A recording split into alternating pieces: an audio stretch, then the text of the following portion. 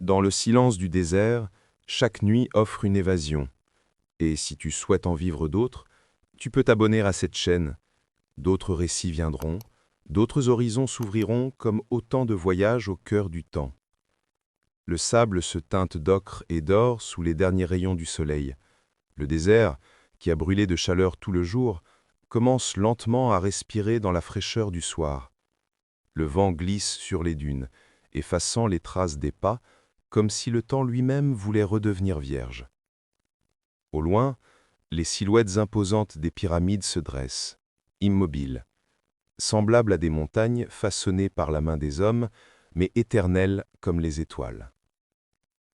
La lumière décline. Le ciel passe du bleu éclatant au mauve profond, et les premières étoiles s'allument, une à une, timides, au-dessus du plateau de Gizeh. L'air se fait plus doux, plus silencieux. Tout semble suspendu. C'est un moment fragile, presque hors du temps, où le jour ne s'est pas encore retiré et où la nuit n'a pas encore pris son règne. Un instant d'équilibre parfait. Dans le sable, les couleurs changent à mesure que l'ombre s'installe. L'ocre devient argent, les pierres absorbent la chaleur, qu'elles rendront peu à peu à la nuit. Le désert tout entier se transforme en un miroir du ciel, un océan immobile où chaque grain de sable semble briller à l'unisson des étoiles. Pourtant, sous cette immobilité apparente, tout demeure vivant.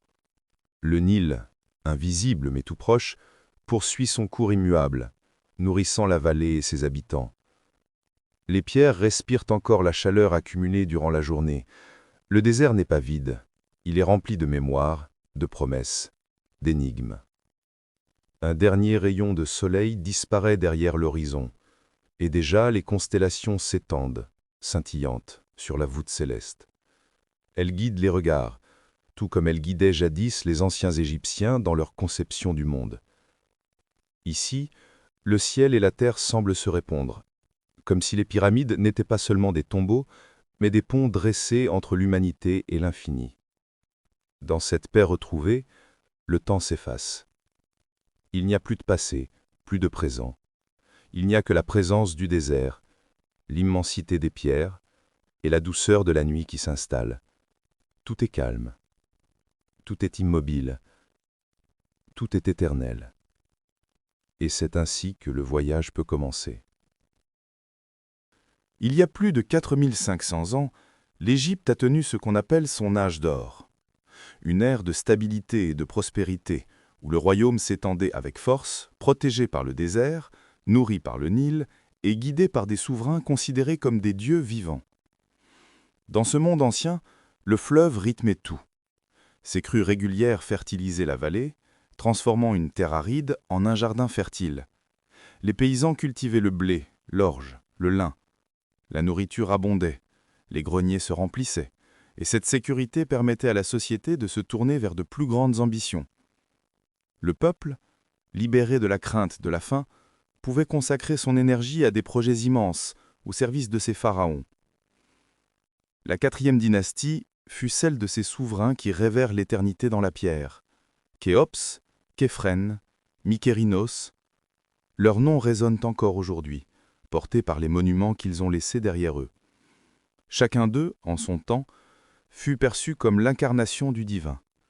Leur autorité ne se discutait pas, elle coulait des dieux vers les hommes, comme le Nil descendait vers la mer.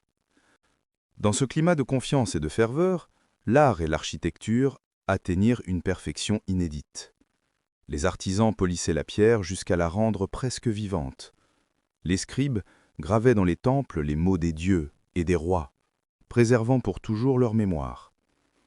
Les prêtres, eux, veillaient à maintenir l'ordre sacré, ce qu'ils appelaient le Ma'at, l'équilibre du monde, l'harmonie entre le ciel et la terre. L'air en Égypte vibrait alors de cette certitude. Tout avait sa place, tout était juste, et les dieux souriaient au peuple du Nil. Dans le palais, les pharaons se tenaient comme médiateurs entre les hommes et le divin, et leurs ordres n'étaient pas seulement des décisions politiques, mais des échos de la volonté céleste. On imagine cette époque comme un temps où le quotidien était simple, mais empli de sens. Les champs fertiles s'étendaient sous le soleil, Les villages vivaient au rythme des saisons. Et au loin, sur le plateau de Gizeh, des milliers d'ouvriers travaillaient d'un même élan pour donner forme à un rêve de pierre. Leurs mains posaient bloc après bloc, convaincus de participer à quelque chose qui les dépassait, une œuvre destinée à défier le temps.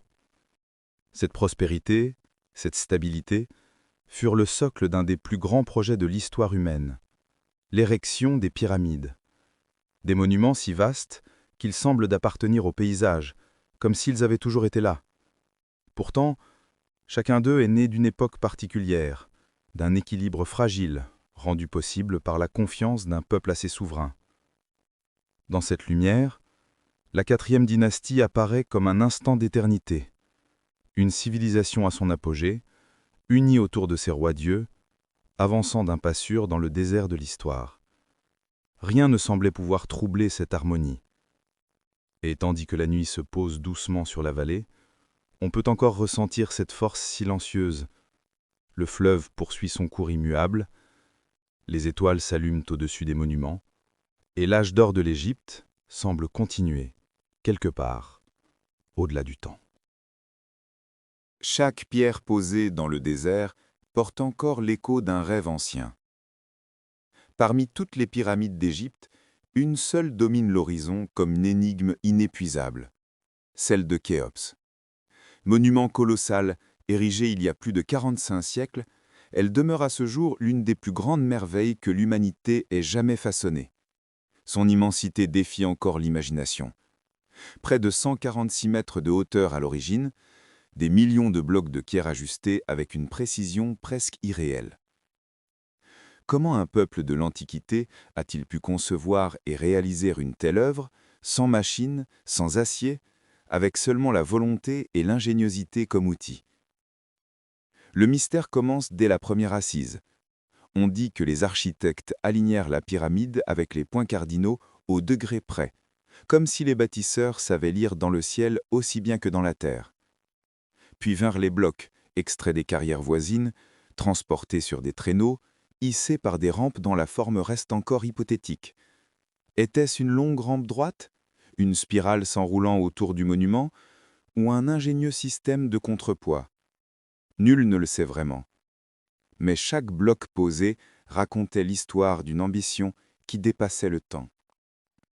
Des milliers d'ouvriers participèrent à ce chantier titanesque.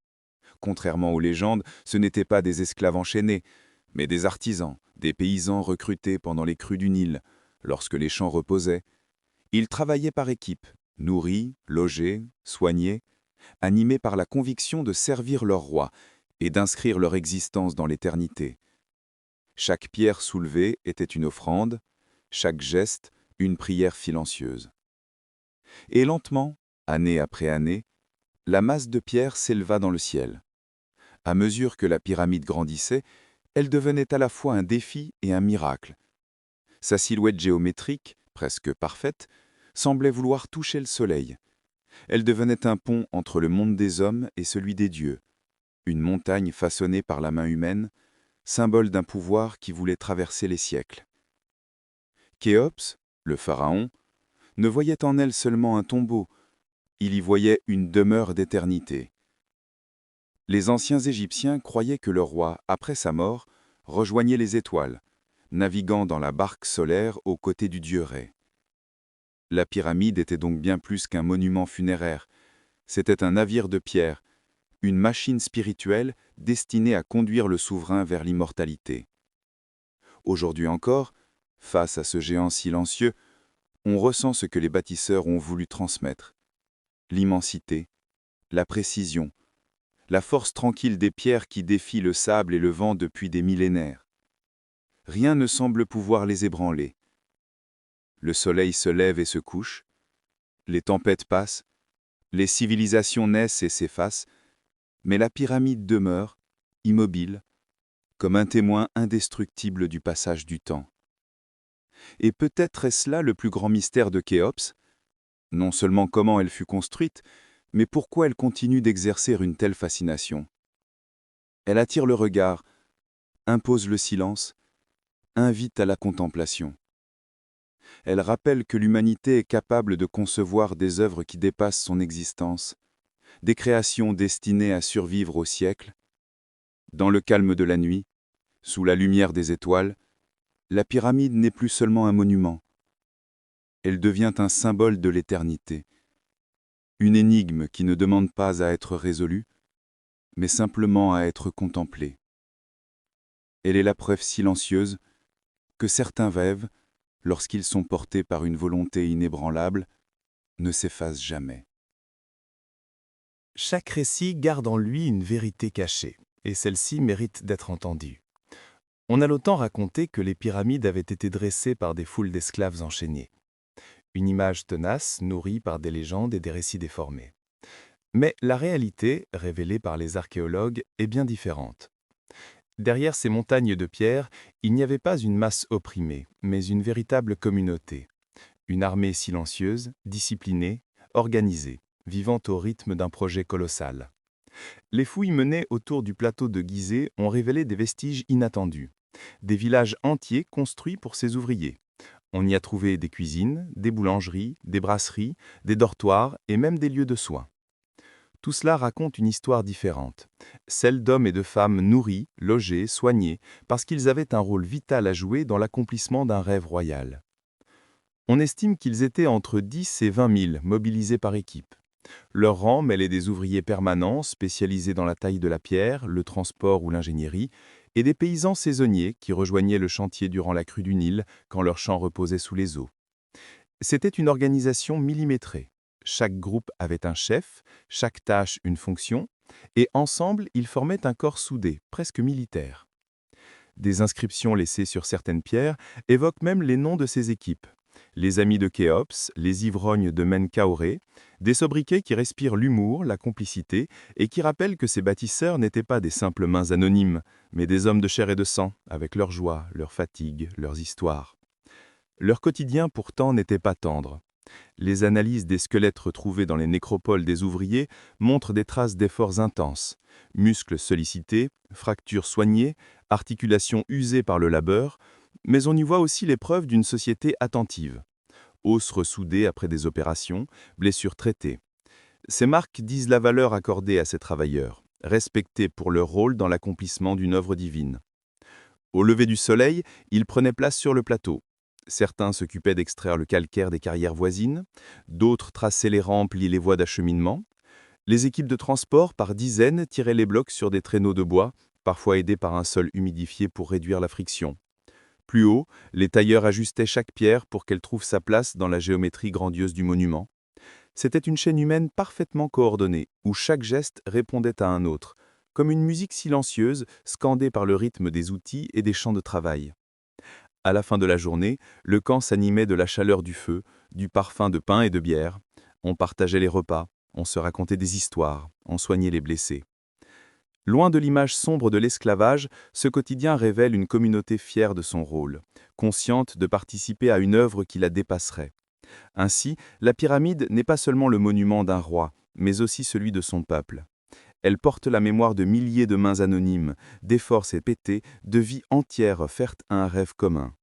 Ces bâtisseurs n'étaient pas des esclaves, mais des artisans de l'éternité, les gardiens invisibles d'un héritage qui, des millénaires plus tard, continue de défier le temps. Plus loin, sur le plateau, une autre silhouette s'impose à l'horizon. Elle paraît d'abord presque jumelle, mais un détail subtil la distingue. La pyramide de Képhren, légèrement plus basse que celle de son père Khéops, semble pourtant dominer le regard par l'illusion de sa position, posée sur un terrain plus élevé. Au sommet, quelques rangées de pierres lisses subsistent encore, fragments du revêtement originel qui autrefois recouvrait tout l'édifice. On imagine alors l'écuée du monument, quand il resplendissait au soleil comme une montagne de lumière, renvoyant les rayons du jour vers le ciel. Elle s'élève dans le même silence, comme si elle voulait répondre à l'œuvre de Khéops, mais sans la copier. Chaque pharaon cherchait à inscrire sa marque dans l'éternité, et Képhren, dans sa majesté tranquille, a choisi une géométrie presque identique, mais auréolée d'un symbole unique, qui lui confère une aura mystérieuse. Le grand sphinx. Immobile depuis plus de 4 millénaires, ce gardien de pierre se dresse au pied de la pyramide. Sa silhouette surgit comme une apparition. Un corps de lion allongé dans le sable, une tête humaine tournée vers l'horizon. Ses traits, érodés par le vent et le temps, semblent pourtant encore veiller. Les yeux fixent un point invisible, comme s'ils observaient au-delà des siècles, attendant une réponse qui ne viendra jamais. Le sphinx est une énigme. Nul ne sait exactement quand ni pourquoi il fut taillé. Certains y voient le visage de Képhren lui-même, éternisé dans la pierre pour incarner la puissance royale. D'autres y perçoivent une figure plus ancienne, héritée d'un temps dont les traces se sont effacées. Mais qu'il soit portrait ou mythe sculpté, il incarne une idée plus vaste, celle d'un gardien posté à la frontière entre deux mondes, entre le visible et l'invisible, entre les hommes et les dieux. Dans le silence du désert, le sphinx paraît encore respirer. Son corps massif repose comme une montagne assoupie. Mais son visage, malgré l'usure, conserve une intensité troublante. On a l'impression qu'il écoute le vent, qu'il entend les pas des voyageurs, qu'il enregistre chaque souffle du temps qui passe. Sa bouche scellée garde le secret de l'Égypte ancienne, et nul n'a jamais pu la forcer à parler. À ses pieds, le sable a recouvert et découvert son corps à travers les siècles. Parfois enseveli jusqu'au cou, parfois dégagé par des mains patientes, le sphinx renaît à chaque génération, comme une énigme offerte à ceux qui osent l'approcher. Les pharaons, les prêtres, les conquérants, les explorateurs, tous ont croisé son regard muet, et tous ont projeté sur lui ses propres questions. Mais lui demeure le même, inébranlable, refusant de livrer ses mystères. La pyramide et le sphinx semblent dialoguer. L'une se dresse vers le ciel, monument de pierre cherchant l'éternité. L'autre reste couchée, collée à la terre, tournée vers l'infini de l'horizon. Ensemble, ils incarnent deux mouvements contraires mais complémentaires. L'élan vers les hauteurs et la garde immobile du sol. Comme si Képhren avait voulu unir dans son royaume l'élévation et la veille, la puissance et la protection. La nuit venue, lorsque les étoiles recouvrent le désert, ce duo silencieux prend une dimension encore plus mystérieuse. La pyramide se fond dans l'obscurité, ne laissant deviner que son ombre triangulaire sous la lune. Le sphinx, lui, garde sa posture. Son profil se découpe dans la lumière argentée, et son regard semble alors se perdre dans le ciel, comme s'il cherchait à rejoindre les constellations. Et tandis que le vent effleure les pierres, une impression s'impose, celle que le temps n'a pas d'emprise ici. Le sphinx veille toujours. La pyramide demeure. Ensemble, ils rappellent que les civilisations passent, mais que certains symboles survivent, porteurs d'un message qui échappe aux mots. Dans leur silence, ils murmurent que l'éternité n'est peut-être pas une réponse, mais une question, à contempler soir après soir, dans la paix du désert. Un peu plus loin sur le plateau, presque en retrait, une pyramide se tient dans une discrétion qui surprend après la majesté de ses voisines. Elle est plus petite, moins imposante, mais sa silhouette porte une autre forme de force, plus intime, presque fragile. C'est celle de Mykérinos, dernier souverain de la lignée qui fit s'élever les grandes pyramides de Gizeh. Sa hauteur n'atteint pas celle de Khéops ni de Képhren, et pourtant, elle se distingue par un détail qui la rend unique. À sa base, on retrouve des blocs de granit rouge venus d'Assian, polis avec soin, disposés comme une robe de pierre sombre qui tranche avec le calcaire clair du reste du monument. Dans la lumière du soleil couchant, ces pierres prennent une teinte chaude, presque incandescente, comme si la pyramide voulait conserver en elle une flamme discrète, une braise allumée dans l'immensité du désert. On raconte que Mykérinos n'avait pas la même ambition que ses prédécesseurs. Peut-être savait-il que le cycle des grandes constructions touchait à sa fin.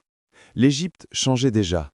Les ressources s'amenuisaient, les défis s'accumulaient, et l'élan qui avait permis à Khéops et Képhren de rêver en géant semblait ralentir. Alors plutôt que de rivaliser en grandeur, il choisit une autre voie, celle de la sobriété, de la mesure, presque de l'humilité. Mais cette humilité n'est pas une faiblesse, elle est un autre langage, une autre manière d'inscrire l'éternité dans la pierre. La pyramide de Mykérinos n'écrase pas le regard, elle invite à l'approche, elle appelle à la contemplation de près. Là où les pyramides géantes parlent au ciel et défilent au temps par leur immensité, celle-ci semble s'adresser à l'homme comme une confidence, une parole douce laissée à hauteur de pas. on pourrait y voir le dernier rêve d'une dynastie qui avait déjà inscrit son nom dans le désert. Khéops avait battu l'inaccessible, Képhrène avait confié son visage au gardien du Sphinx, et Mykérinos, lui, offrit une œuvre plus discrète, mais chargée d'une symbolique particulière. Sa pierre rouge évoque la force vitale, l'énergie du soleil, le lien entre la terre et le feu. Comme si le roi voulait transmettre non pas la puissance écrasante, mais la chaleur de la vie, la permanence d'une lumière intérieure. Les anciens Égyptiens disaient que chaque pharaon rejoignait les étoiles après sa mort, mais pour y parvenir, chacun devait laisser derrière lui un passage, un repère, une demeure éternelle. Dans ce cadre, la pyramide de Mykérinos n'est pas une fin, mais un relais. Elle ne clôt pas en cycle, elle le prolonge d'une autre manière, plus discrète, mais tout aussi essentielle. Aujourd'hui, ses proportions plus modestes semblent presque humaines à côté de ses sœurs colossales.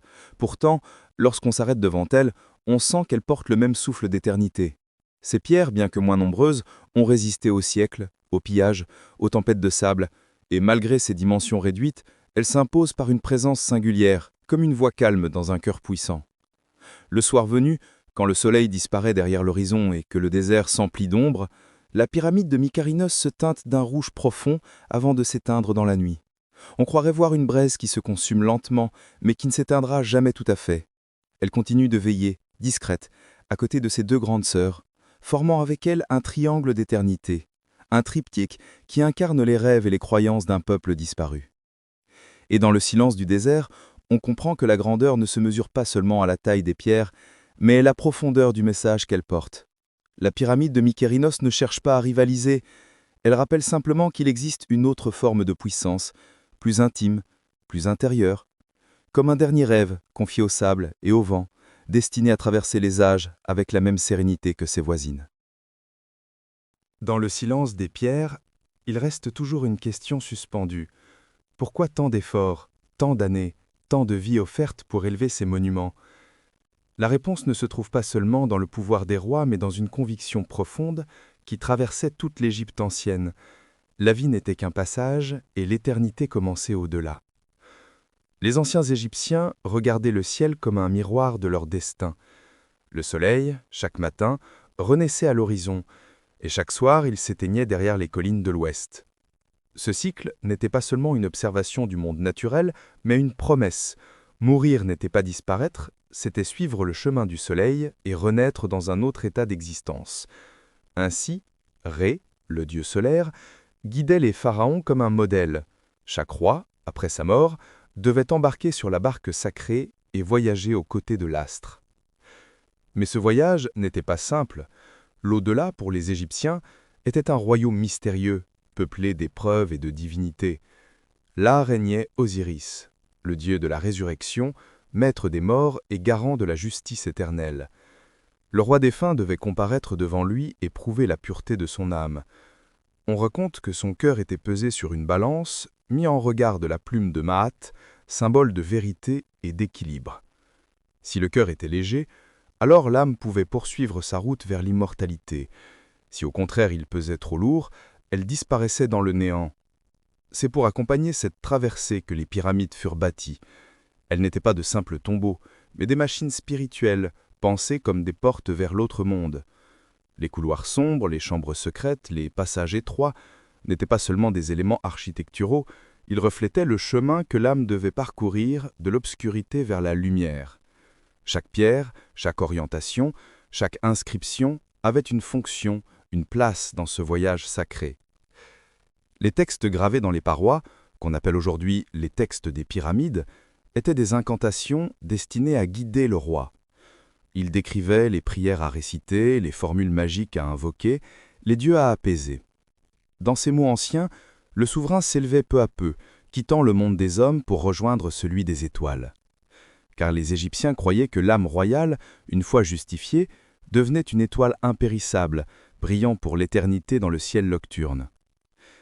Ainsi, les pyramides ne se contentaient pas de relier la terre et le ciel par leur forme, elles étaient conçues comme des escaliers invisibles, des rampes de pierre menant l'âme du pharaon vers la voûte céleste.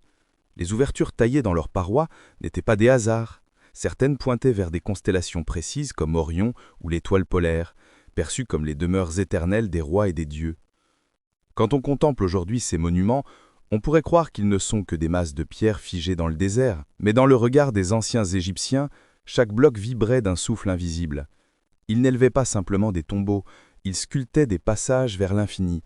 Chaque pyramide était une prière silencieuse, gravée dans la matière, répétée dans la forme géométrique parfaite qui cherchait à toucher le divin. La foi qui les animait ne résidait pas seulement dans l'idée de survie après la mort, mais dans la conviction que le monde était ordre, équilibre et continuité. Rien ne s'éteignait vraiment, tout se transformait, tout renaissait, comme le soleil renaît chaque matin. En ce sens, les pyramides étaient autant des promesses pour les rois que des repères pour le peuple. Elles rappelaient à tous que la mort n'était pas une fin, mais une porte et que derrière cette porte commençait une autre forme de voyage. Et aujourd'hui encore, lorsque la nuit tombe sur le plateau de Gizeh, que les étoiles s'allument lentement au-dessus des pierres, on peut imaginer les pharaons poursuivant leur route céleste. Leurs pyramides sont là, immobiles, mais leurs âmes, elles, voguent dans l'infini. Le désert silencieux garde ce secret. L'éternité est gravée dans la pierre, mais elle s'accomplit dans le ciel. Il suffit d'un regard vers ces géants de pierre pour qu'une question s'impose. Comment un peuple, il y a plus de 4 millénaires, a-t-il pu accomplir une telle prouesse? Les pyramides ne sont pas seulement des monuments spirituels, elles sont aussi des merveilles d'ingénierie, fruits d'un savoir patient et d'une ingéniosité qui défie encore l'imagination. Le mystère commence dès l'extraction des blocs. Le calcaire venait des carrières proches, mais le granit rouge, plus dur et plus lourd, devait parcourir près de 900 km depuis Assouan. On imagine les barges descendant le Nil, chargées de pierres colossales, guidées par des équipages habitués au courant et aux crues. Chaque bloc était ensuite hissé sur des traîneaux de bois, glissant peut-être sur un sol humidifié pour réduire la friction. Ces gestes simples, répétés des milliers de fois, constituaient les premiers pas vers l'éternité. Restait l'énigme la plus fascinante. Comment ces blocs furent-ils élevés, rang après rang, jusqu'à atteindre des hauteurs vertigineuses? Les archéologues évoquent plusieurs hypothèses, et chacune ouvre une image différente. Certains imaginent une rampe droite, immense, qui s'étendait devant la pyramide et s'allongeait au fur et à mesure que le monument grandissait. D'autres parlent de rampes en spirale, s'enroulant autour de l'édifice comme un serpent de sable. D'autres encore évoquent des systèmes de levier, de contrepoids, d'échafaudage qui auraient pu permettre de hisser pierre après pierre. Rien n'est certain, et peut-être n'y avait-il pas une seule méthode, mais une combinaison de techniques adaptées aux besoins du chantier. Ce que l'on sait, en revanche, c'est que tout était calculé avec une précision remarquable. Les bâtisseurs ne se contentaient pas d'empiler des blocs. Ils suivaient des plans, des repères, des alignements qui témoignent d'une maîtrise avancée de la géométrie. Les côtés des pyramides sont orientés presque parfaitement selon les points cardinaux. Comment, sans instruments modernes, ont-ils atteint une telle exactitude? Certains pensent qu'ils observaient le soleil à son lever et à son coucher, d'autres qu'ils utilisaient les étoiles, notamment celles qui ne disparaissent jamais de l'horizon. Les prêtres astronomes, avec leurs yeux tournés vers le ciel, étaient peut-être les véritables guides de la construction. Car pour les Égyptiens, l'architecture n'était pas seulement un savoir technique, elle était aussi une science sacrée, un reflet de l'ordre cosmique. Les proportions mêmes des pyramides révèlent une connaissance étonnante. Les rapports entre la base et la hauteur semblent correspondre à des principes mathématiques que nous redécouvrons aujourd'hui, comme si les bâtisseurs avaient pressenti une harmonie universelle entre la terre et le ciel. Ce n'était pas seulement un monument qu'ils dressaient, mais une géométrie vivante, une figure chargée de symboles et de forces invisibles. On imagine alors la scène, des milliers d'ouvriers, chacun à sa place, formant une immense chaîne humaine. Les carriers taillaient la pierre, les transporteurs tiraient les traîneaux, les ingénieurs supervisaient les rampes et les angles, les prêtres observaient les étoiles pour confirmer l'alignement. Tout était organisé comme une symphonie silencieuse, où chaque geste répondait à un autre. Ce n'était pas le chaos d'un chantier, mais l'ordre d'un monde en miniature, reflet de l'harmonie qu'il cherchait à instaurer entre ciel et terre. Aujourd'hui encore, malgré les études, malgré les théories, une part de mystère demeure. peut-être ne saurons-nous jamais exactement comment les pyramides furent construites. Mais ce mystère fait partie de leur force. Car dans cette ignorance persiste l'émerveillement, celui de constater qu'un peuple ancien, sans machine ni technologie moderne, a su défier le temps en érigeant des montagnes de pierre qui dominent toujours l'horizon. Et quand la nuit tombe sur le plateau de Gizeh, quand les étoiles apparaissent lentement au-dessus des pyramides, il est facile d'imaginer les anciens bâtisseurs levant les yeux vers ce même ciel. Ils savaient aussi que leurs mains, leurs calculs et leurs rampes ne suffiraient pas. Il fallait la foi, la patience et l'espoir de toucher l'infini. Ce mariage entre la science et le sacré est sans doute leur plus grand secret. Les pyramides demeurent ainsi, à la fois prouesses d'ingénieurs et prières de pierre, immobiles mais toujours vivantes dans le souffle du désert. La nuit enveloppe à présent le plateau de Gizeh. Le désert s'apaise, le vent retombe, et les pyramides se dressent, immobiles, sous le ciel immense. Le tumulte des siècles s'efface, les voix des rois et des bâtisseurs se taisent, il ne reste plus que le silence. Un silence traversé par l'éclat des étoiles, semblable à celui que contemplaient déjà les anciens Égyptiens il y a des milliers d'années. Ces monuments, nés d'un rêve royal, paraissent défier le temps. Ils ont vu passer des générations innombrables, les caravanes des nomades, les armées de conquérants, les érudits venus déchiffrer leurs secrets.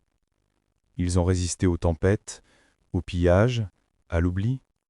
Et pourtant, ils demeurent là, fidèles, posés sur le sable, comme les gardiens immuables d'une mémoire qui ne s'efface jamais. Il suffit de les regarder, dans la clarté douce de la lune, pour sentir que leur présence dépasse la simple pierre. Elles sont devenues des visages du temps, des phares silencieux veillant sur l'Égypte endormie. Leurs arêtes noires se découpent contre le ciel, et l'on croirait voir 3 montagnes d'ombre dressées pour l'éternité. Auprès d'elles, le grand sphinx poursuit sa garde. Sa silhouette, mi-humaine, mi-animale, se détache dans la nuit, comme s'il attendait toujours la venue d'un voyageur capable de percer son secret. Mais peut-être n'y a-t-il rien à percer. Peut-être le mystère des pyramides n'est pas une énigme à résoudre, mais une présence à contempler. Elles n'exigent pas de réponse, elles invitent simplement à l'écoute. Leur silence nous parle autrement, rappelant que certains rêves échappent au langage et trouvent leur sens dans la durée. Sous les étoiles, les pyramides semblent respirer avec le ciel. Les constellations qui guidaient jadis les prêtres brillent encore, inchangées. Orion, que les Égyptiens associaient à Osiris, scintille au-dessus des pierres, comme pour rappeler que les rois défunts poursuivent leur voyage parmi les étoiles impérissables. Chaque nuit, l'éternité se rejoue dans cette correspondance silencieuse entre le ciel et la terre. Et nous, simples voyageurs de passage, nous levons les yeux vers ce même ciel. Nous savons que nos vies sont brèves, fragiles, comme des grains de sable dans le vent. Pourtant, face aux pyramides, une impression de continuité s'impose, comme si leur calme millénaire venait nous rappeler que le temps n'est pas seulement une fuite, mais aussi un cercle, une respiration lente où rien ne disparaît vraiment. Le désert lui-même semble s'endormir autour d'elle. Le sable garde encore la chaleur du jour, mais il se refroidit peu à peu sous l'haleine de la nuit. Le Nil poursuit son cours invisible, nourrissant la vallée. Et dans ce paysage immobile, les pyramides veillent, comme des veilleuses de pierre posées aux portes de l'histoire. Elles ne s'adressent plus seulement aux rois disparus, elles parlent aussi à ceux qui les regardent aujourd'hui, aux rêveurs, aux curieux, à ceux qui cherchent dans la nuit une lueur d'infini. Alors, dans cette sérénité, on comprend pourquoi elles fascinent toujours. Elles ne sont pas seulement des vestiges du passé, elles sont des promesses, des rappels, des invitations à élever nos regards au-dessus du quotidien. Elles nous murmurent que l'éternité n'est pas une idée lointaine, mais une présence qui nous entoure chaque soir sous les étoiles. Et tandis que les constellations poursuivent leur course, que la nuit s'épaissit sur le plateau, les pyramides demeurent, calmes, immobiles. Elles veillent sur les songes de l'Égypte endormie. Elles veillent aussi sur nos songes à nous, auditeurs et voyageurs, qui fermons doucement les yeux en les laissant nous guider vers un autre horizon. Dans le souffle du désert, Elles continuent de murmurer leurs secrets. L'éternité n'appartient pas seulement aux rois, mais à ceux qui savent contempler, s'abandonner et rêver sous les étoiles.